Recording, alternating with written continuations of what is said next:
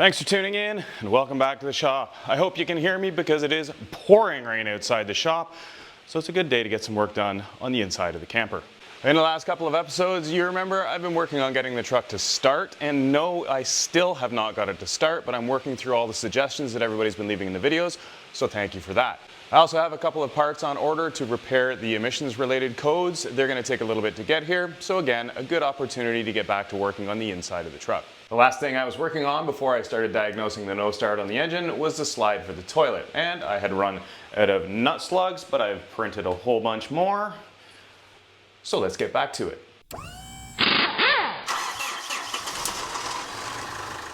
There's one thing I need to do before I get started, and that is go into the house to grab two pieces off of my 3D printer. Unfortunately, it is supposed to rain. Whew. Well, thankfully the rain has slowed down a little bit. And with these last two parts, I should have all the pieces that I need to finish it.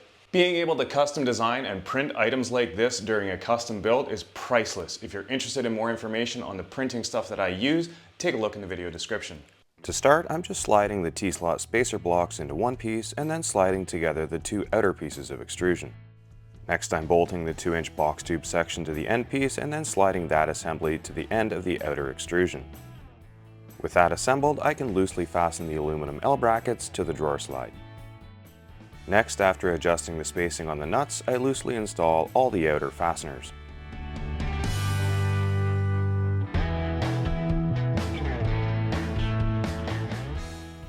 I'm using a ball-end Allen driver. It allows you to be on a bit of an angle and still engage the head properly, which makes tight corners and areas close to the walls easier to get to. The outer 3 bolts going into the T-slot use the same 1/2-inch fasteners that I've used pretty much everywhere in this build, but for the inner bolts that go into the plastic spacer blocks with the nut, I have to step up to a slightly longer bolt. And with that, everything is now in place. Before I start tightening these down, there's one more thing I want to do, and that's drill the hole and tap it into the box tube for the last screw that goes in the front. This is a pretty easy hole to get accurate. I just slide the rail all the way out to expose the hole and mark it with my Sharpie. Once marked, it is key to remove the slide before drilling. Working with aluminum is so much nicer than steel. It's clean, easy to drill, and easy to tap. So easy, you can do it with your drill if you're careful. Now, if I hadn't removed the drawer track before I drilled that hole, all of this would have ended up in here with all the balls and the grease, and never would it ever be clean again. So if you want your drawer slides to last, start by not filling them with metal shavings.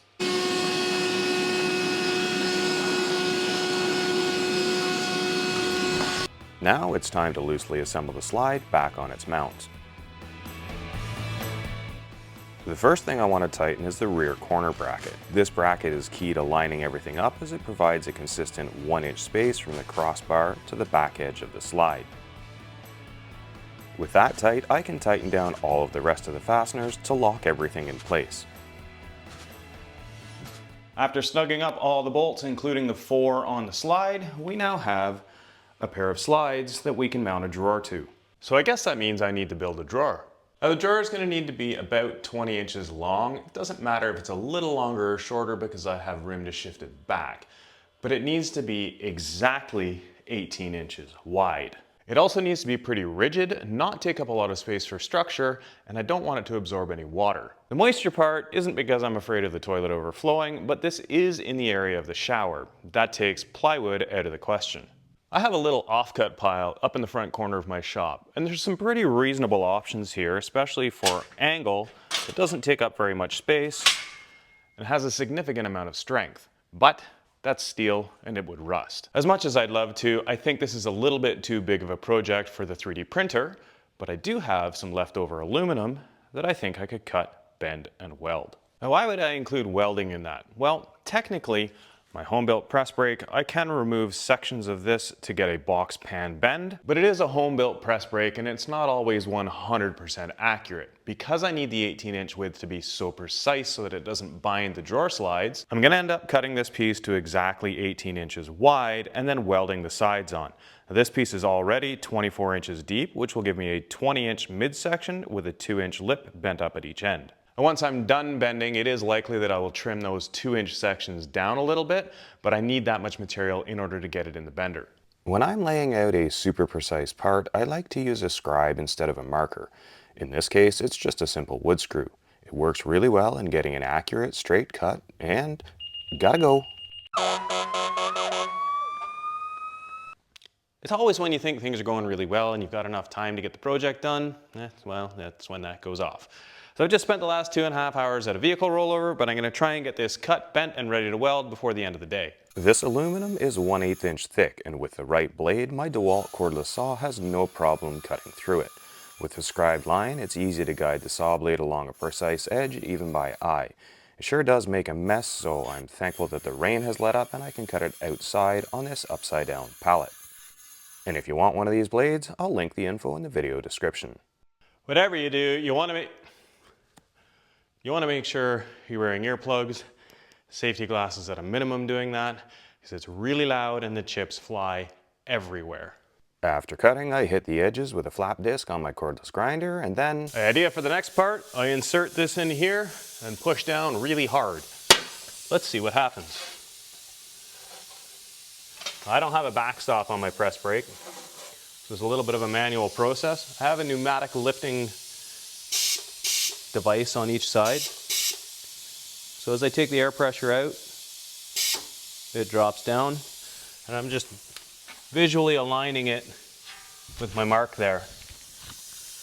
And I'll go around and just take a measurement from the front to the outer edge for each corner. This is effectively a manual version of a backstop, but on the front. If the two measurements are the same, I know the part is square and the press brake Should be good to go. Now I can release the rest of the air pressure.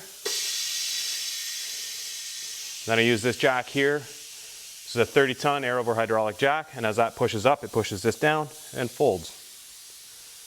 Just for clarity, a number of the following clips are sped up, but it's still a fairly quick process. And yes, I did check, it's 18 inches this way, not that way, so I'm bending it the right way. Here we go.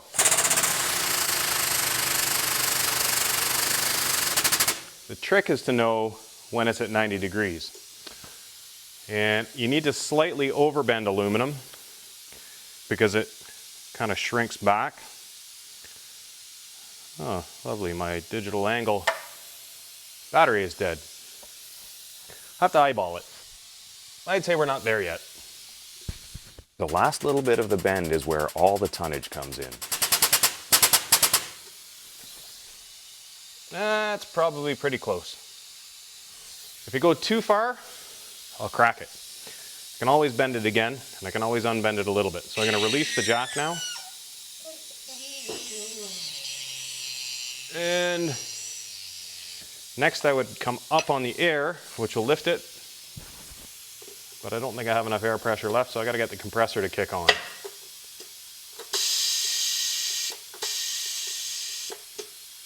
It's almost there. I'm just going to pop my airline off, blow some air out.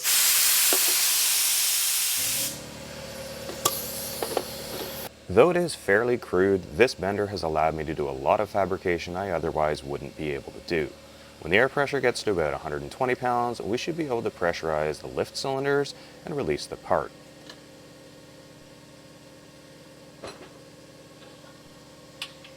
And it looks like we got a pretty reasonable 90-degree bend.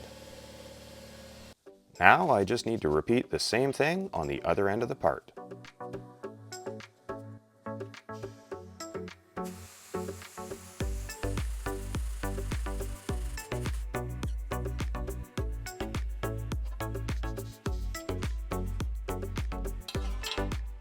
So with that, I've got the start for the drawer. Next, I'm going to need to get out the TIG welder to weld the sides on.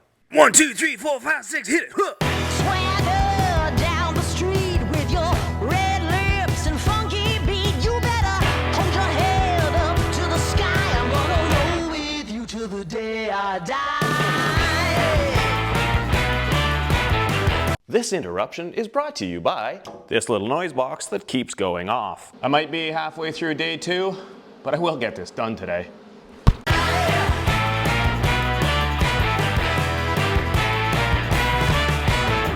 One by one, billion by billion, and holding up half the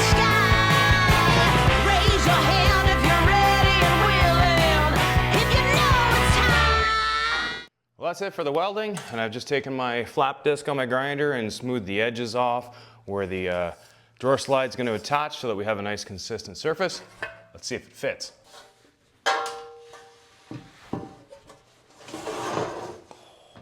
Perfect. Obviously, I need to put a couple bolts in there to attach the pan to the rails, but I'm out of time. Thanks for watching. Don't forget to check out the links, and we'll see you next time.